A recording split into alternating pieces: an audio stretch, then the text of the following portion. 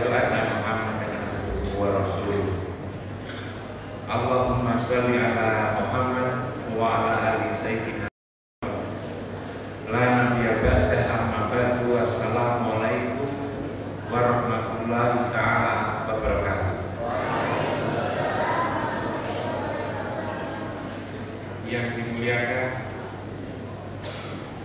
Bapak Ketua Yayasan Mas Ali, saya dulu, Bapak Kepala Sekolah Taskia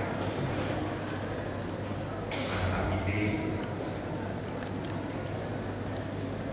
Profesor Yazid, Profesor Muhammad Tami,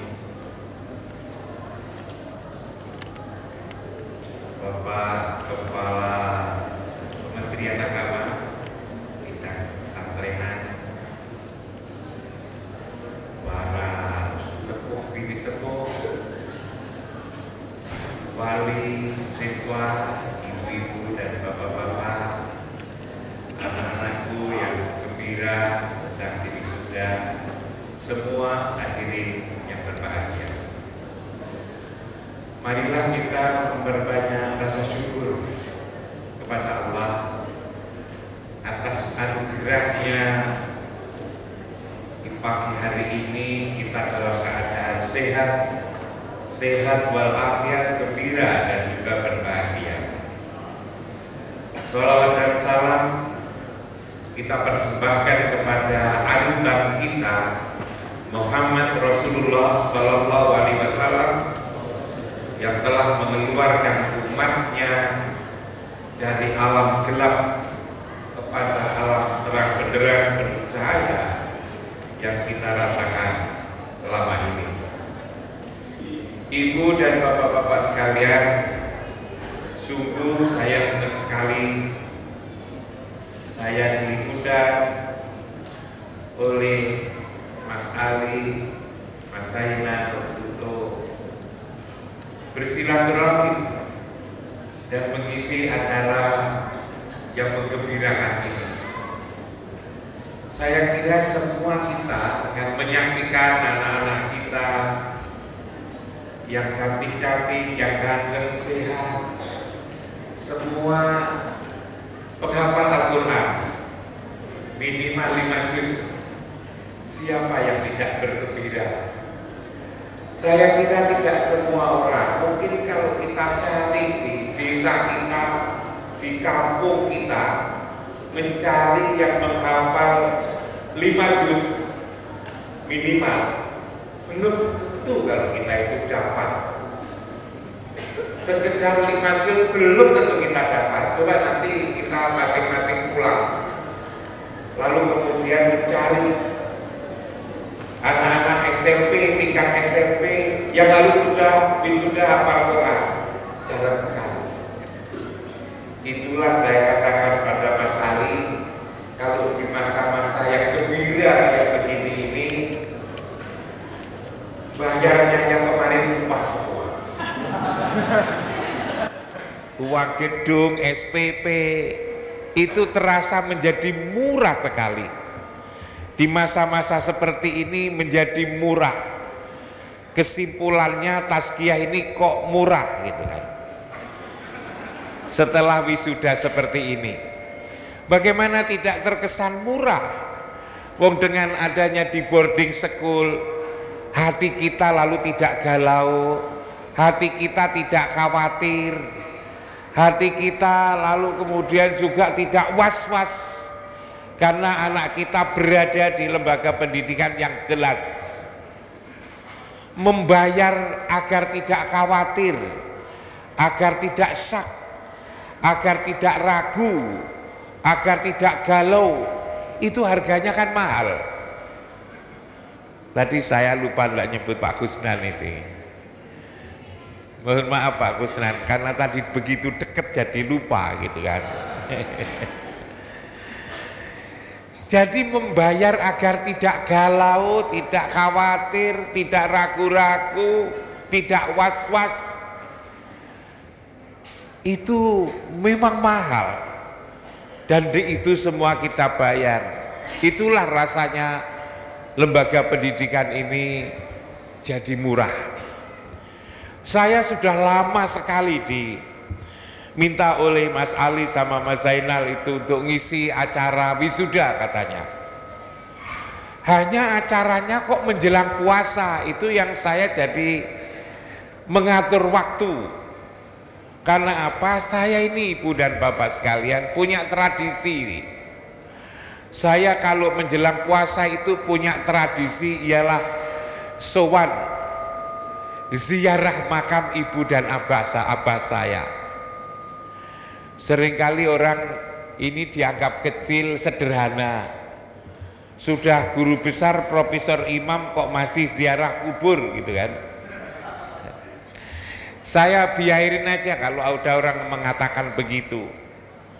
Pertimbangan saya apa? Satu, tentu hormat kepada ayah dan ibu yang telah mendidik saya. Orang desa bisa mendidik saya hingga saya mendapatkan ijazah. Ijazah SD, SMP, SMA sampai S3. Yang kedua, saya sesungguhnya karena iri. Mas Ali, saya itu iri. Iri itu dibolehkan dalam hal-hal tertentu. Saya iri kepada siapa? Ketika saya ziarah ke Madinah,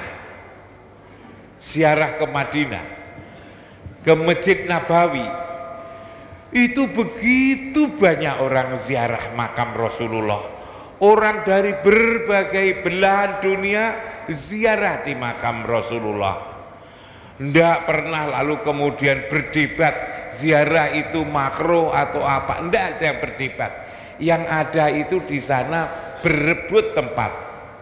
Sampai lalu kemudian diatur yang laki-laki jam sekian, yang perempuan jam sekian. Orang seluruh dunia saya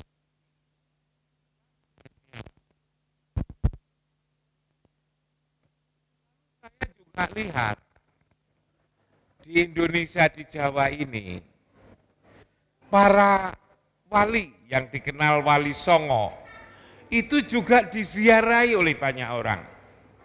Maka lalu saya mikir, kalau Rasulullah diziarahi oleh umat Islam seluruh dunia, para wali diziarahi oleh umat Islam di Jawa ini, lalu ayah saya dan ibu saya siapa yang menziarahi? Jangan-jangan tidak ada yang menziarahi gitu loh. Ayah saya dan ibu saya jangan-jangan tidak ada yang menziarahi. Saya barangkali bisa berkelit, ya kira-kira tetangganya akan menziarahi. Kalau anak laki-laki saja tidak mau, atas dasar alasan apa tetangga saya lalu kemudian menziarahi ayah dan ibu saya? Alasan sederhana itu saya tidak mau diganggu oleh Mas Ali sama Mas Zainal. Pokoknya setelah itu saya pulang kampung untuk ziarah kubur, saya bilang itu. Itulah ibu dan bapak sekalian, mungkin ini saya sampaikan, siapa tahu gitu. Hal yang sederhana ini bisa memberikan renungan bagaimana kita sebagai anak pada orang tua. Ibu dan bapak-bapak sekalian, tadi disebut saya sebagai pakar pendidikan, katanya Mas Ali. Sesungguhnya bukan pakar, saya ini hanya gara-gara punya pengalaman panjang di dalam terjun dalam dunia pendidikan.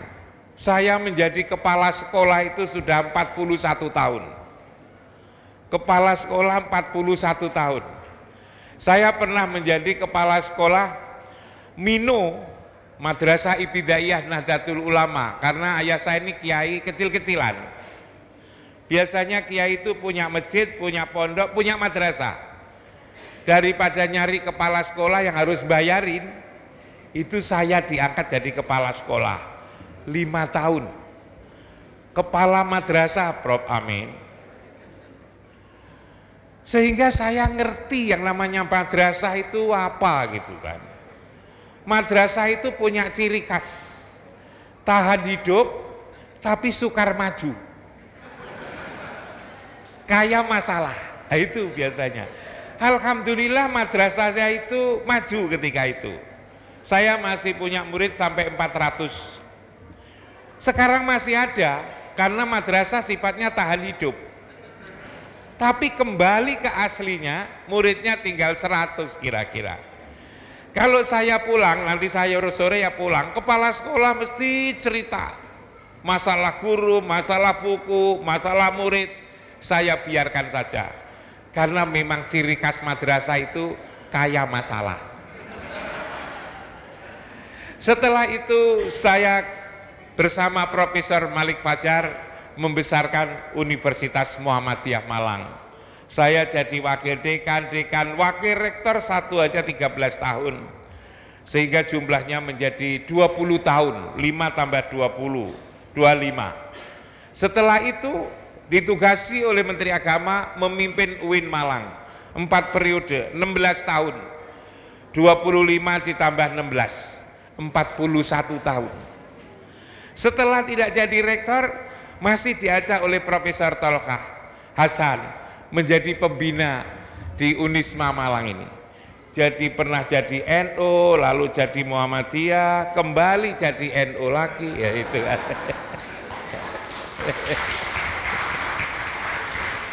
Masih ditambah lagi menjadi ketua yayasan pesantren Tebuireng, Jombang, pesantrennya Gus Dur itu.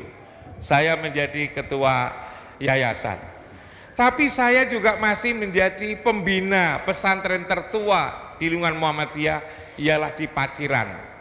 Saya beritahu bahwa saya ini sudah NU, mosok lalu masih tetap jadi pembina di Muhammadiyah. Jadi apa saja Prof Imam masih harus tetap ada di sini, entah NU, entah Muhammadiyah, entah Al-Falasriyah, entah pokoknya masih hidup, dia bilang gitu kan. Dulu saya juga menjadi pengurus Muhammadiyah, anggota Majelis Pendidikan Tinggi Pimpinan Pusat Muhammadiyah. Tapi akhir-akhir ini saya menjadi wakil Rois Suriah NU di Jawa Timur. Dan terakhir saya ditunjuk menjadi Ketua Umum Jamiatul Islamiyah yang anggotanya dari berbagai latar belakang, ada NU, Muhammadiyah, Al-Wasliyah, Nahdlatul Wathon, dan seterusnya di 22 provinsi, ditambah di Malaysia, Singapura, Brunei, di Jepang, Belanda, Cekoslowakia, dan lain-lain. Ini saya hingga disebut sebagai orang yang ngerti di bidang pendidikan itu. Pendidikan Tazkiyah ini, International Islamic Boarding School, tadi disebut oleh Prof Yazid, ada dua, baik dari sisi kebersihan maupun dari isi. Prof Yazid, Prof Muhammad Amin, dan juga yang lain-lain, saya kira sudah pergi kemana-mana. Saya juga begitu, saya ini walaupun tidak pernah belajar di luar negeri, di Amerika Serikat, di berbagai negara bagian sudah pernah saya kunjungi, lihat lembaga pendidikan. Lalu ke utara sedikit di Kanada, saya juga keliling di sana. Saya juga lihat di negara-negara di Eropa, Inggris, Prancis, Belanda, di Jerman, dan lain-lain di Eropa. Saya juga lihat di Rusia, mulai dari di Moskow, di Saint Petersburg, di Kazan, di Dagestan, di Chechnya, di Bosnia Timur, di Tajikistan. Negara-negara Arab seperti Yordan, Iran, Irak, Yaman, Saudi, Sudan, Aljazair, Syria, sampai Maroko saya sudah lihat. Di negara-negara Asia ini saya lihat, mulai dari Malaysia, Singapura, Thailand, Filipina, Jepang, saya lihat. Australia saya lihat. Dari penglihatan saya sekian banyak dalam hal fisik, Prof Yazid kan, Prof Yazid juga keliling. Tazkiyah ini tidak ada sesungguhnya yang mengalahkan, itu tidak ada. Pergi kemana-mana yang lebih baik dari ini itu juga tidak ada. Lihat gambarnya itu, tidak ada. Ibu bapak akan menyekolahkan putranya ke Amerika agar gedungnya lebih baik. Yang lebih baik dari ini tidak ada, tidak ada. Di Australia sana, keliling di sana, apalagi di negara-negara Arab, tidak ada. Sudan misalnya, tidak ada. Sudan itu musimnya hanya dua, satu panas, yang kedua panas sekali. Nah itu kan panas sekali. Kalau orang pada musim panas itu dari satu gedung, misalnya rektornya dari gedung ini pergi ke gedung sana, maka perlu handuk. Handuk itu lalu kemudian dikasih air, diletakkan di kepala. Nanti dari sini rektornya ke sana, kering coba. Kayak begitu. Masa ibu bapak sekalian nyekolahkan SMP ke Sudan? Ya memang kalau lulus betul-betul putra putri ibu orang kuat.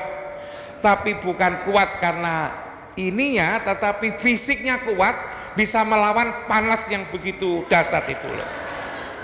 Nah karena itu tazkiyah itu menurut saya yang terbaik loh sesungguhnya itu dari sisi gedungnya ini. Itulah lalu saya katakan menjadi murah itu kan di situ itu sesungguhnya satu diantaranya, belum lagi yang lain. Ibu dan bapak-bapak sekalian, mendidik orang, pekerjaan mendidik itu adalah pekerjaan yang paling sulit sebenarnya. Karena itu kalau Mas Zainal sama Mas Ali itu mau, itu sesungguhnya orang yang sangat berani. Kok berani-beraninya mendidik, apalagi anak-anaknya diletakkan di boarding school seperti itu. Berat. Mendidik itu pekerjaan yang paling berat. Kalau itu kita itu ngolah daging menjadi sate gitu kan, itu diolah mesti jadi sate, diolah jadi rawon jadi, diolah jadi. Tapi kalau mendidik anak belum tentu. Karena itu kita berterima kasih, acungi jempol, kok lalu kemudian bisa berprestasi, lalu kemudian hafal Al-Quran minimal 5 juz. Ini adalah luar biasa. Berdasarkan pengalaman saya selama 41 tahun masih ditambah lagi ini, luar biasa, berat sekali. Kenapa berat? Karena yang kita didik itu manusia, yang kita didik itu manusia.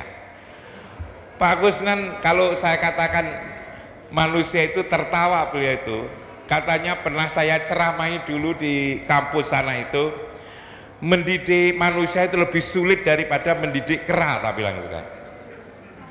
Kalau mendidik manusia 6 tahun ditambah 3 tahun tambah 3 tahun SMA, 3-4 tahun S1, S2 2 tahun, kadang-kadang nyari kerja itu berat, belum tentu bisa. S2 nyari pekerjaan belum tentu bisa. Saya waktu itu membandingkan ketika saya di Jakarta, lalu kemudian saya naik taksi, di depan pintu tol itu kok ada komedi monyet itu. Saya lalu turun, taksinya saya suruh terus, saya mau lihat komedi monyet. Nah, profesor kok lihat komedi monyet, kan lucu juga. Saya hanya ingin tanya, kok monyet itu bisa mikul, bisa naik igrang, bisa pakai sepedahan, lalu kemudian bisa main macam-macam sehingga menarik itu. Itu ngajarinya berapa bulan gitu kan? Katanya itu 3 bulan katanya, paling lama 3 bulan, 2 bulan sampai 3 bulan. Saya lalu bilang subhanallah, monyet itu diajari 2-3 bulan kok bisa kerja.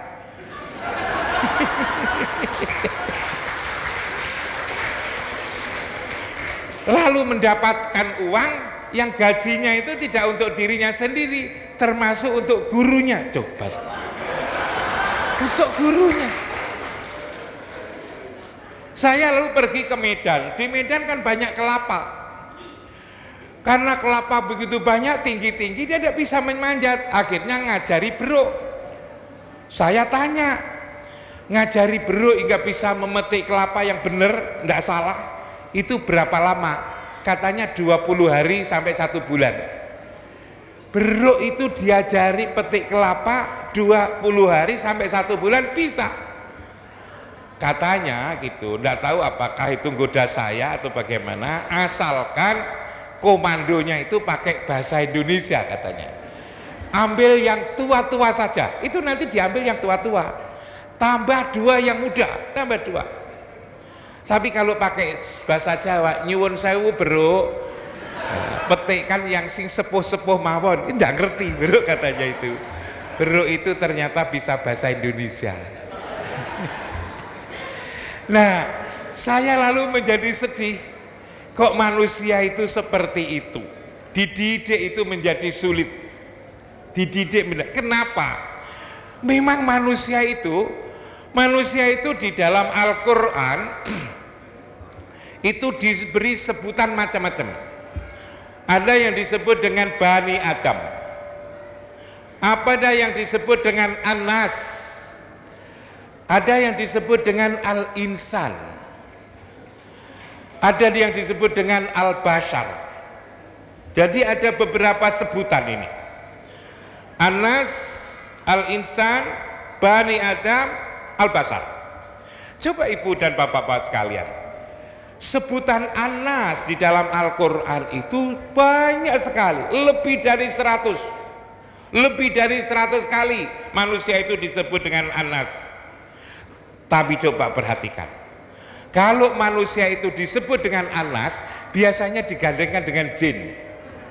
Minal jinnati wanas. Coba, jadi mungkin kita dididik ini sulit ini mungkin karena temannya jin ini, kira-kira itu kan. Padahal jin itu makhluk yang paling jelek. Coba ibu bapak nanti baca Quran, putranya yang hafal 5 juz itu ditanya, nanti kalau An-Nas itu kan mesti digandengkan dengan jin. Kalau disebut dengan Al-Insan, insan, itu juga selalu menyedihkan, kecuali satu, laqad khalaqnal insana fi ahsani taqwim. Tapi lalu juga diteruskan summa radatnahu asfala safilin. Yang lain-lain itu coba ibu dan bapak-bapak sekalian, innal insana lirabbihi lakanut, bahwa manusia itu kepada Tuhannya saja itu ingkar, kepada Tuhannya saja itu ingkar. Disuruh bersatu malah bercerai-berai, disuruh puasa kadang-kadang masih nawar-nawar, disuruh sholat juga begitu. Lirabbihi lakanut, kepada Tuhannya, apalagi hanya kepada istri dan suaminya itu kan. Karena itu kalau bapak-bapak yang diingkari oleh istrinya atau suaminya ingkar, itu memang dari sononya itu sudah. Innal insana khuliqa halu'a, manusia itu diciptakan dalam keadaan yang berkeluh kesah. Anaknya diajari Quran, kadang-kadang kok diajari anak saya itu nanti jangan-jangan tidak istirahat. Tapi kalau tidak diajari juga begitu, kok tidak diajari wong di pondok. Anak saya itu kok bayar lagi, macam-macam. Keluh kesah. Jadi Pak Ali, kalau ada wali murid mengeluh, jangan ditanggapi. Itu memang orang itu ya begitu, suka ngeluh begitu. Karena itu kalau ditetapkan biayanya sekian, ya sekian gitu. Toh nanti kalau dikasih pengurangan, kecuali yang yatim dan miskin itu nanti juga akan mengeluh. Jadi kalau ada bapak-bapak ibu mengeluh, ditertawain aja. Oh, ini cocok dengan Quran. Innal insana lafi khusrin, manusia itu selalu dalam keadaan merugi manusia itu. Innal insana layatgha, selalu berlebih-lebihan manusia itu. Innal insana ladzulmun mubin, dolim yang nyata manusia itu. Sampai 56 kali itu seperti itu Pak Ali. Jika disebut dengan insan itu selalu pelupa, tergesa-gesa, dolim, gelisah, macam-macam itu manusia. Hanya saya itu kadang-kadang kok tidak mengerti. Kadang-kadang guru-guru itu kalau berdoa kok lalu tidak hati-hati. doanya itu, ya Allah, ya Rob, mudah-mudahan anak-anak saya, santri-santri saya, murid-murid saya kelak engkau jadikan insan kamil ya Allah. Padahal insan itu jelek, kamil itu sempurna. Nah, itu kan berarti mudah-mudahan anak-anak saya, santri saya menjadi jelek yang sempurna. Insan kamil, katanya namanya insan, dikira baik, padahal insan itu adalah hawa nafsu dunia setan, itu adalah manusia ini. Karena itu kalau didoakan supaya menjadi insan kamil, kalau itu dikabulkan, kita lalu menjadi menyesal. Kalau ada anak-anak nakal itu mungkin doanya itu keliru gitu Pak. Tetapi insya Allah di tazkiyah ini tidak ada yang keliru. Di tazkiyah ini doanya tidak ada yang keliru. Tadi disebut mudah-mudahan bisa menjaga keimanannya dan juga ketakwaannya. Hal-hal demikian ini di tazkiyah dipahami betul oleh teman-teman guru di sini. Karena tidak sembarang orang yang bisa menjadi guru. Saya mengamati di sini tidak sembarang orang bisa jadi guru di situ itu. Harus total. Saya diberitahu oleh Mas Ali, ngerangkep saja tidak boleh. Katanya Mas Ali sama Mas Zainal, tidak mau di Madu katanya. Kalau ngajar di sini, ya di sini saja. Tidak suka gurunya itu ngajar di sana, di sana, di sana, dan di situ, tidak jelas. Gurunya jelas. Guru mana? Guru tazkiyah, kan begitu. Tidak menyebutkan sepanjang begitu biasanya itu, enggak. Ini agar lalu kemudian fokus. Jadi manusia yang saya sebut ciri-cirinya seperti itu sampai 56 kali tatkala disebut al-insan, menjadikan mendidik itu susah. Saya tadi begitu datang, saya tanya sama Pak Ketua Yayasan, Pak Ketua Yayasan, sudah diamati belum? Apa yang diamati Prof Imam? Anak-anak itu makin lama tinggal di situ makin baik atau tidak? Tak bilang gitu. Subhanallah, saya tadi mendapat jawaban. Katanya makin baik. Jarang lembaga pendidikan yang makin lama itu makin baik. Makin tinggi jenjangnya makin baik itu jarang. Walaupun jargonnya itu pendidikan untuk memperbaiki akhlak, memperbaiki karakter, memperbaiki perilaku, tapi jarang. Kemarin saya ketemu Prof Muhammad Nuh di kampus, saya dialog. Pak Nuh juga mengatakan bahwa pendidikan itu untuk memperbaiki akhlak. Tapi coba Pak Nuh pernah tidak ngamati ketika Bapak menjadi Menteri Pendidikan itu? Apa yang Prof Imam yang menjadi perhatian? Makin tinggi jenjangnya itu kalau dilihat dari akhlaknya makin baik atau tetap atau makin jelek? Apa yang Pak Imam Prof Imam maksud? Coba, pendidikan itu kan ada jenjang PAUD, atasnya PAUD TK, atasnya TK SD, SMP, SMA, S1, S2, S3. Yang paling jujur itu lulusan apa katanya? Yang paling jujur itu pemegang ijazah apa? PAUD katanya itu kan.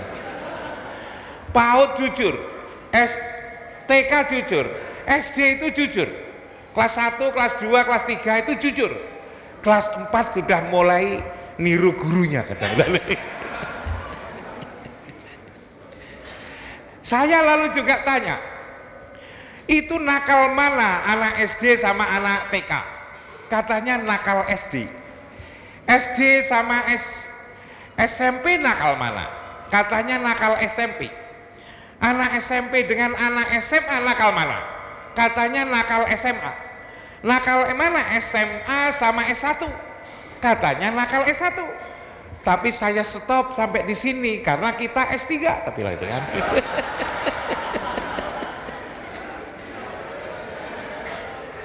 Jadi ternyata lembaga pendidikan itu makin tinggi itu makin merepotkan. Makin jenjangnya makin tinggi, makin merepotkan.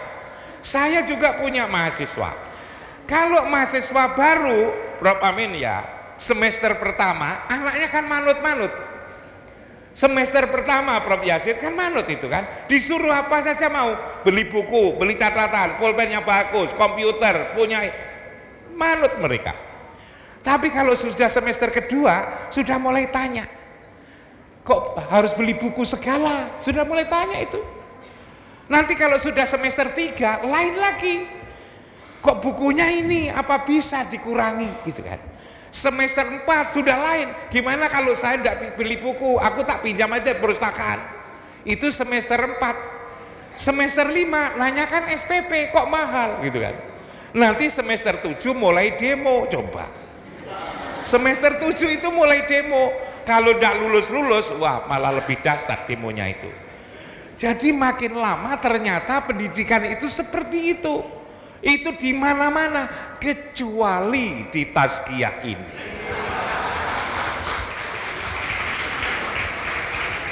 Saya mengatakan begitu itu kan saya tadi sudah tanya Pak Ali, saya tanya Pak Abidin, saya juga melihat sendiri. Coba putra putri kita ini, tadi tak lihat kan tidak ada yang tidak hafal 5 juz kan tidak ada. Apa itu niru bapaknya, niru ibunya? Kan enggak, kadang-kadang bapaknya tidak hafal. Kan rahasia kan begitu kan. Tapi kan tidak apa-apa sebagai ungkapan kebanggaan kita. Berarti anak kita ini dengan ditazkiyah itu sudah bisa mengalahkan ibunya dan bapaknya. Bagi ibu bapak yang tidak hafal Al-Quran, jujur saja saya ini juga tidak hafal Quran kok. Karena itu saya berani bersama-sama ibu bapak, berani bersama-sama tidak hafal Quran. Tapi kalau kita ini kan sudah terlanjur. Masa orang tuanya sudah terlanjur dan rasanya tidak hafal itu juga susah, kok anaknya diwarisi tidak hafal? Ya sudahlah, bapaknya jadi korban sejarah. Tapi jangan anaknya itu tidak hafal, dan alhamdulillah sekarang ini sudah hafal. Saya itu pernah ditanya, apa itu keuntungan anak hafal Quran? Dulu saya itu juga tidak begitu tertarik sesungguhnya dengan hafalan Al-Quran, karena saya sendiri juga tidak hafal. Anak-anak mahasiswa saya itu ada 1-2 yang menghafalkan, saya diamkan saja. Wong itu namanya HP sudah ngapalkan Quran kok lalu kita ikut-ikut HP, tak bilang begitu. Tapi subhanallah ibu dan bapak sekalian, ternyata anak yang hafal Quran di samping akhlaknya bagus, dia juga cerdas. Mahasiswa saya itu akhlaknya bagus, cerdas. Yang rambutnya panjang tidak teratur, celananya jebol-jebol, kadang-kadang ikut teriak-teriak yang namanya demo itu, yang saya amati itu tidak hafal Quran. Tidak hafal Quran. Tapi yang hafal Quran itu tidak mau, yang begitu itu tidak mau. Ditambah lagi yang hafal Quran selain akhlak juga cerdas. Waktu saya jadi rektor di UIN Malang, setiap wisuda itu mahasiswanya selalu hafal Quran. Yang nilainya paling bagus selalu hafal Quran. Saya waktu ingat, pertama mahasiswa fisika hafal Quran 30 juz. Wisuda berikutnya matematika hafal Quran 30 juz. Wisuda berikutnya itu matematika lagi hafal Al-Quran 30 juz. Berikutnya itu ekonomi hafal Quran 30 juz, skripsinya berbahasa Arab. Berikutnya lagi teknik hafal Al-Quran, berikutnya lagi itu fisika. Pernah ada mahasiswa hafal Quran 30 juz, skripsinya itu 9 bahasa Pak Ali.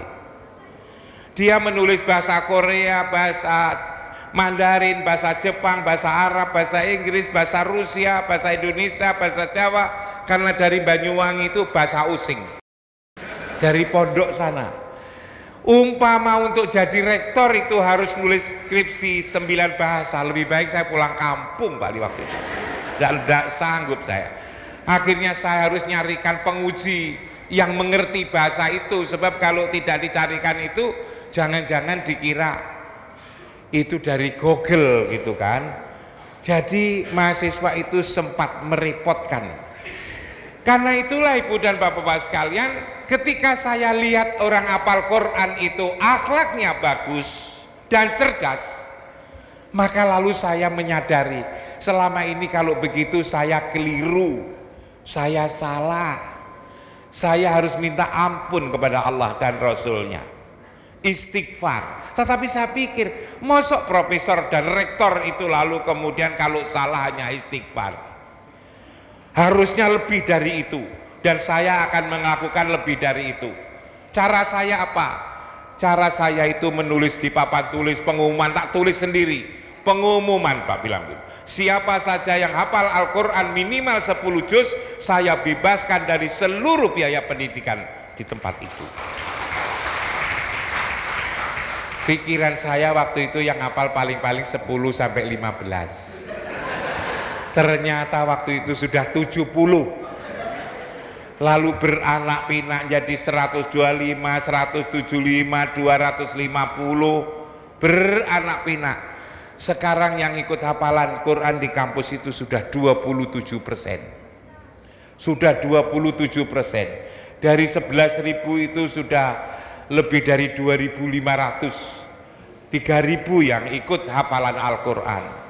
Dan ternyata memang mereka cerdas. Karena itu benar, tazkiyah ini diwajibkan hafal minimal 5 juz, syukur nanti naik 10 juz, naik 50 juz.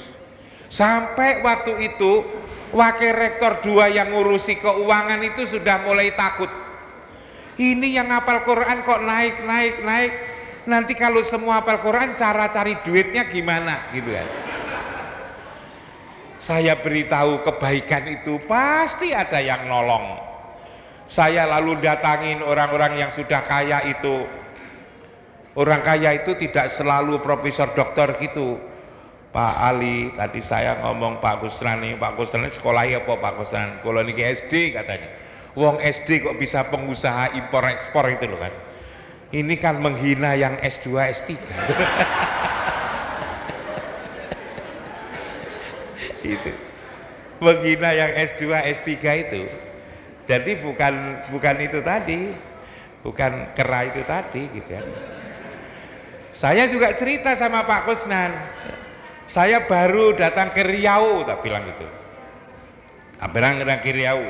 Di Riau sana ada bangun masjid besar. Habisnya 14 miliar. Habisnya 14 miliar. Kok ada salah seorang itu loh, salah seorang donatur yang nyumbang. Dia nyumbang 4 miliar itu kan. Nyumbang masjid itu 4 miliar.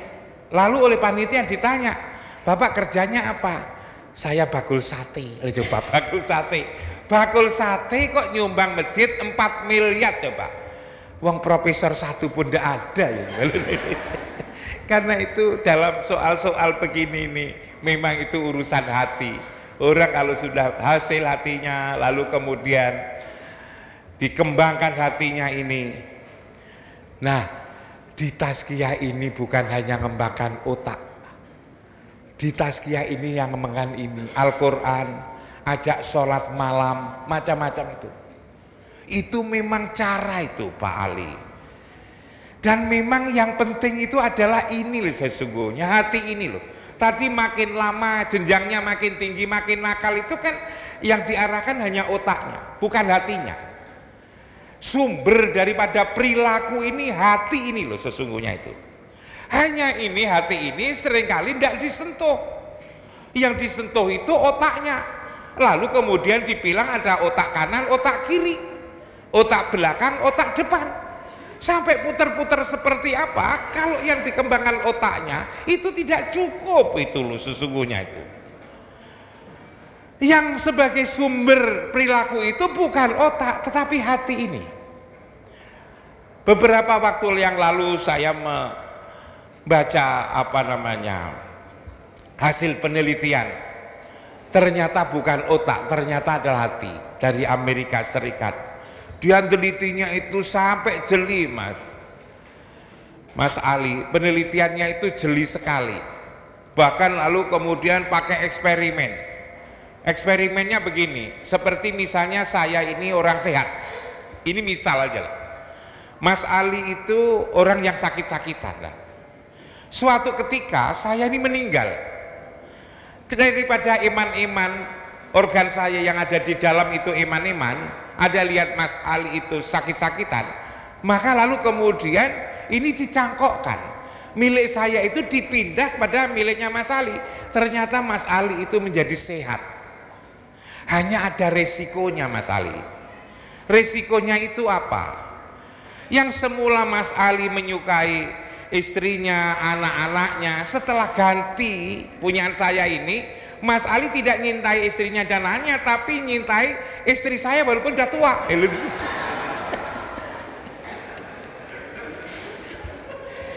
Itu resikonya itu di situ, dan juga anak-anak saya. Karena itu mungkin ini juga tidak boleh gitu, agar nanti tidak ngeruti kehidupan begini ini. Hatinya ini yang. Lah, untuk membangun hati itu gimana? Tadi dikatakan oleh Mas Zainal supaya dijaga. Mas Zainal juga masalah dijaga keimanan dan ketakwaan. Lalu kemudian disebutkan di situ zikir, sholat malam, lalu baca Quran dan seterusnya. Betul itu. Itu betul. Tapi ada satu lagi ibu dan bapak sekalian yang mungkin tidak saja perlu bagi anak-anak yang baru diwisuda, tetapi juga bapak ibunya para wisudawan.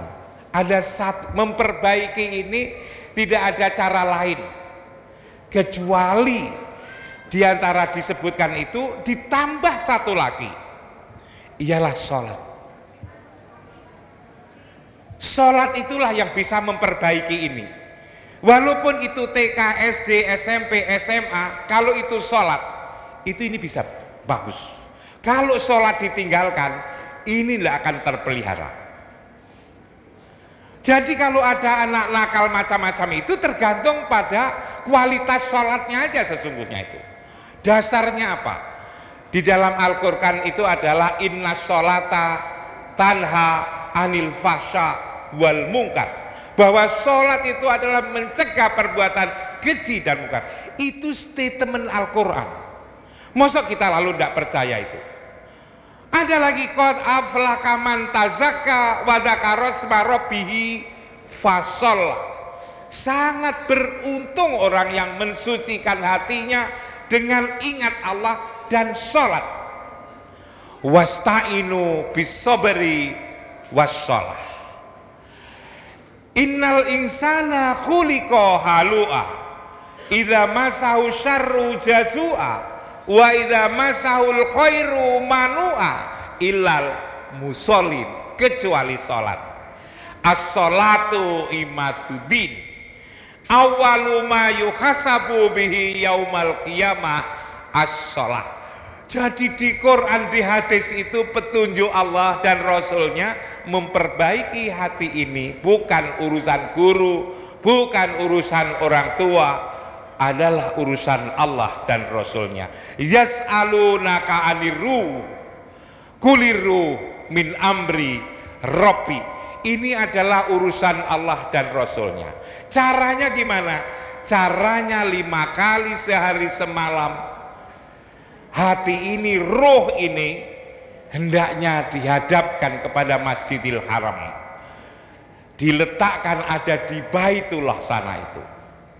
Hanya lalu kemudian seringkali bertanya, kita ini sudah sekian lama kita ini sholat, tapi kok masih ada nipu, masih ada galau, masih ada gelisah, masih saja bakil, masih aja takabur, mungkin juga hasut menghasut antar teman. Mengapa itu? Ternyata bukan sembarang sholat. Sholat yang mana itu? Adalah sholat yang khusyuk. Qad aflahal mu'minun alladzina hum fi sholatihim khoshi'un. Orang yakin bahwa untuk memperbaiki ini sholat, tapi tidak sembarang sholat, sholat yang khusyuk. Akhirnya di Surabaya sana itu ada kursus sholat khusyuk, di Semarang ada kursus sholat khusyuk, di Jakarta ada beberapa tempat kursus sholat khusyuk.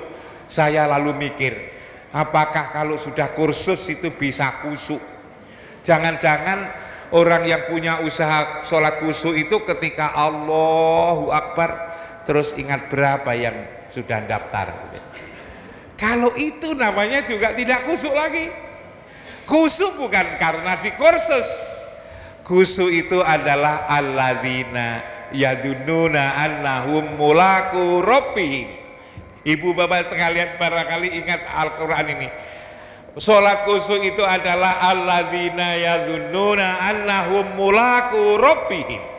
Sholat yang dia merasa yakin ketemu Allah, yakin ketemu Allah ketika sholat itu. Tapi kalau kita yakin ketemu Allah, ketemu itu kan mesti ada tempat bertemu. Di mana bertemu? Siapa yang bertemu? Kapan bertemu? Kalau bertemu itu lalu mengapa? Siapa yang ditemui? Seringkali ini tidak diajarkan. Di tazkiyah ini insya Allah itu diajarkan. Seringkali kalau sholat di semua tempat kan sama. Orang mengatakan di semua tempat. Mungkin ibu nanti barangkali kalau pulang mencoba, lalu hasilnya selama 2 bulan apa yang terjadi di hatinya? Seringkali orang mengatakan di semua tempat kan sama. Kalau ibadah itu dulu saya percaya, tetapi setelah saya renung-renungkan, kok tidak semua tempat itu sama. Contohnya haji. Haji itu kan hanya wukuf. Wukuf itu kan hanya duduk sambil doa. Ketika matahari sudah condong ke barat sampai tenggelam. Tapi duduknya itu kan harus di Arafah.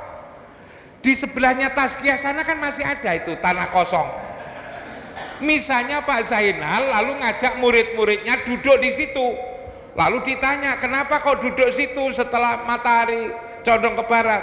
Anak-anak ini lagi wukuf.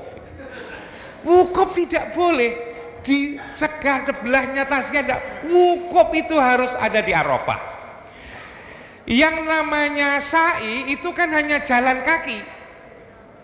Soal jalan kaki dekatnya tazkiyah kan banyak jalan lurus. Misalnya Mas Ali lalu ngajak pegawai gurunya yang jumlahnya 200 itu sa'i, ayo kita sa'i. Di mana? Di depan itu jalan lurus, mondar mandir. Lalu kemudian ditanya, guru kok mondar mandir? Enggak, itu lagi sa'i. Enggak boleh. Sa'i itu harus dari sofa ke marwah. Begitu juga lempar jumroh. Lempar jumroh itu kan hanya kerikil itu lalu dilemparkan tembok. Perkara tembok itu di sini kan banyak. Tapi kalau anak-anak diajak melempari tembok lalu dibilang itu lempar jumroh, itu keliru. Lempar jumroh itu harus ada di Mina. Mina pun juga ada ula, wusko, akobah. Tidak boleh di sembarang tempat. Kalau haji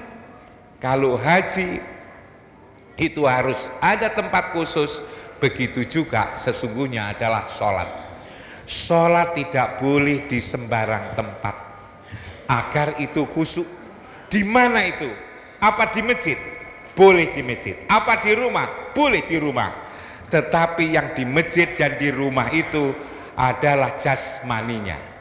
Jasmaninya di rumah, jasmaninya di masjid, jasmaninya di mana saja. Tetapi hatinya sebelum Allahu Akbar harus ada di Baitullah sana. Kenapa harus ada di Baitullah? Lalu saya tanya, kalau tidak di Baitullah di mana? Allahu Akbar lalu di mall, Allahu Akbar di pasar, Allahu Akbar di kampus, Allahu Akbar dalam pertemuan RW. Itu yang tidak benar. Allahu Akbar hatinya ada di sana. Karena itu ada Al-Quran yang mengatakan wa makana sholatuhum indal baiti illa mukaan wa tasdiatan fadukul adaba bima kuntum takurun. Tidaklah sholat di Baitullah kecuali hanya bersiul-siul dan bertepuk tangan. Ingat azab Allah begitu keras karena menserikatkannya. Jadi hati itu harus di sana.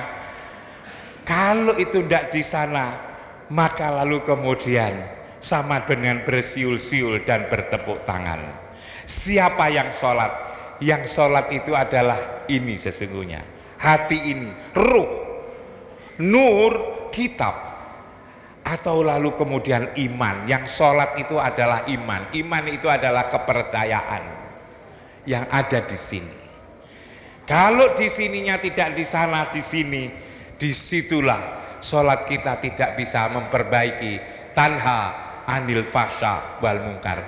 Dan ini Pak Mas Ali, Mas Zainal, mungkin juga ibu dan bapak-bapak sekalian, karena itu mungkin kita masih sering gelisah, kita kadang-kadang galau, kita kadang-kadang juga dengan istri, dengan suami, kadang-kadang tidak salah tapi kita salah-salahkan murid-murid kita ini agar tetap ini adalah sini. Karena itu beberapa waktu yang lalu saya ditanya oleh Pak Menteri Agama.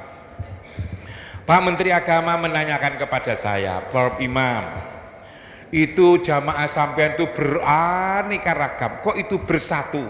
Sementara ada orang yang organisasinya itu satu aja, di situ saya organisasi ribut terus. Itu gimana sesungguhnya menyatukan umat dan barangkali juga menyatukan keluarga? Saya bilang, Pak Menteri, bagaimana mereka bersatu wong mereka tidak pernah berada di tempat yang satu?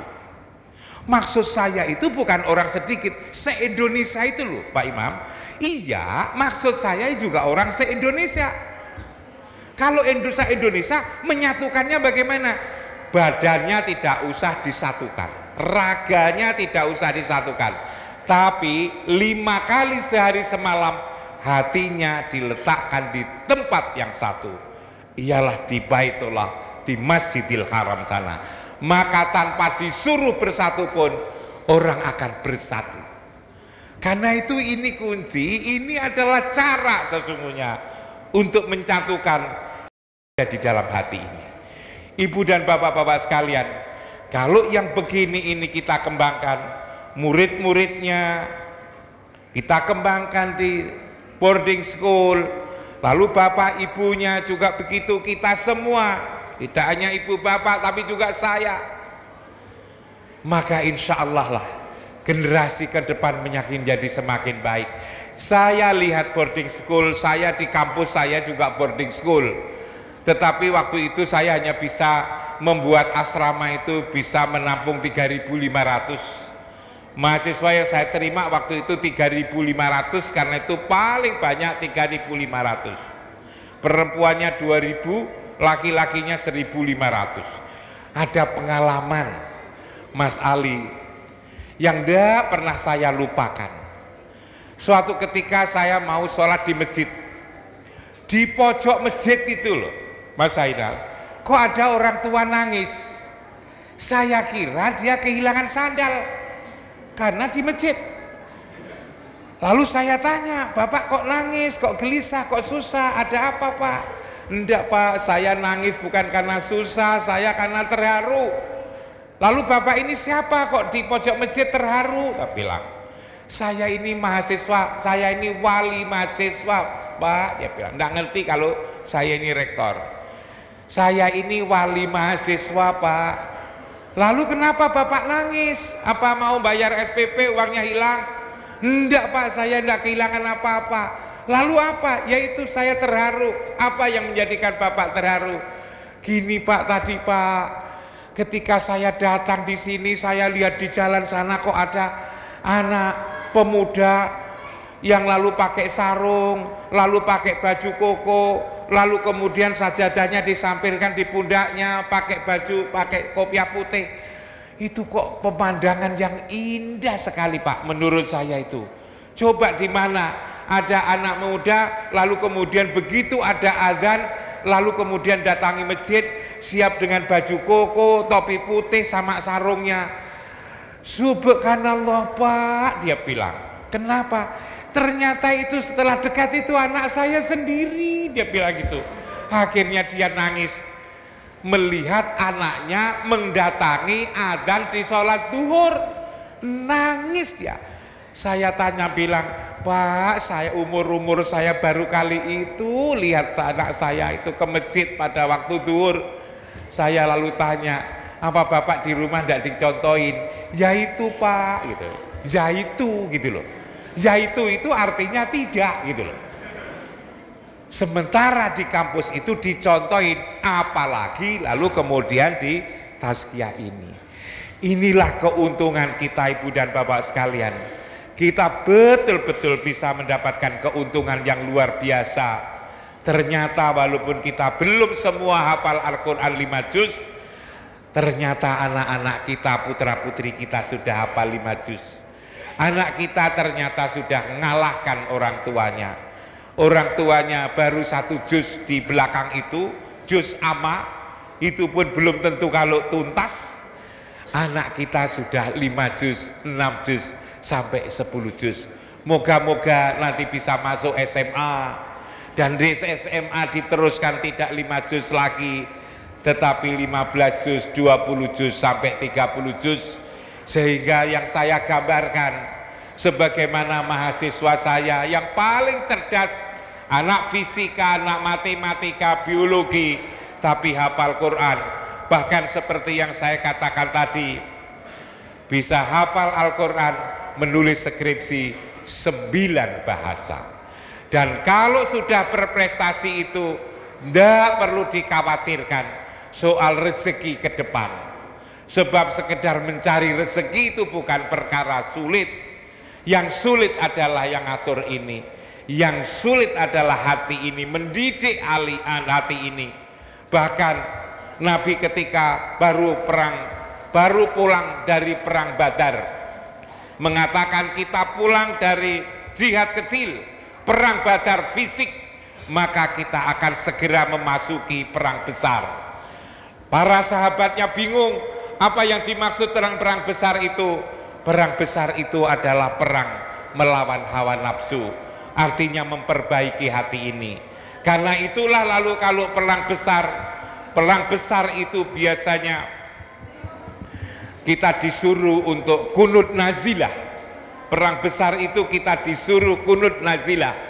Maka tatkala perang besar, perang fisik nazilah, maka tatkala perang hawa nafsu ini begitu memulai perang, ialah waktu subuh itu kita diminta untuk kunut setiap pagi. Itu sesungguhnya adalah senjata untuk melawan musuh yang begitu berat itu, adalah hawa nafsu.